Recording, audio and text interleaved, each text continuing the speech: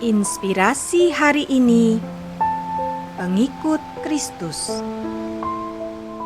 2 Korintus pasal 5 ayat 15. Dan Kristus telah mati untuk semua orang, supaya mereka yang hidup tidak lagi hidup untuk dirinya sendiri, tetapi untuk Dia yang telah mati dan telah dibangkitkan untuk mereka. Nun jauh di samudra lepas, di tengah amukan badai yang kian lama kian mengganas, sebuah kapal menderita kebocoran yang sangat parah sampai nyaris karam. Pada detik-detik yang menegangkan itu, kapten kapal berteriak kepada anak buahnya, "Siapa di sini yang merupakan pengikut Kristus? Cepat, adakah pengikut Kristus di sini?" Di tengah-tengah kepanikan dan kekacauan itu, seorang anak buah kapal yang dikenal saleh mengacungkan telunjuknya. Dia bersiap jika diminta untuk berdoa memohon pertolongan Tuhan Yesus dalam situasi yang genting itu. Tetapi sang kapten tidak memintanya untuk berdoa.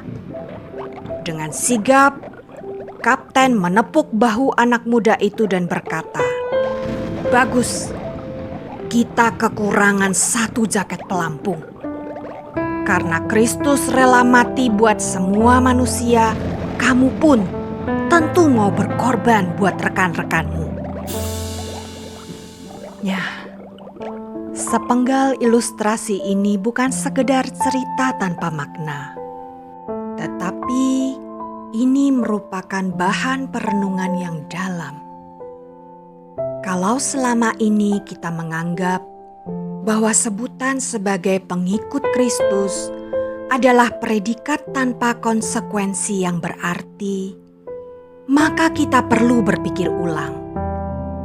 Ternyata dunia ini tidak memandangnya demikian.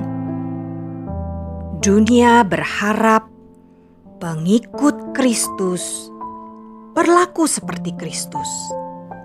Dunia memandang kita sebagai wujud nyata duta Kristus yang ada di kehidupan ini.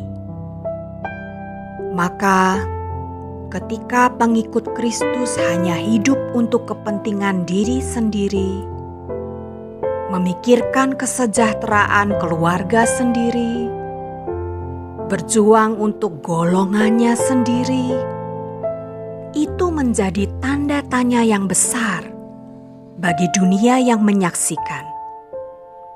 Karena itu bertentangan dengan cara hidup Kristus. Kristus tidak hidup demi kepentingannya sendiri.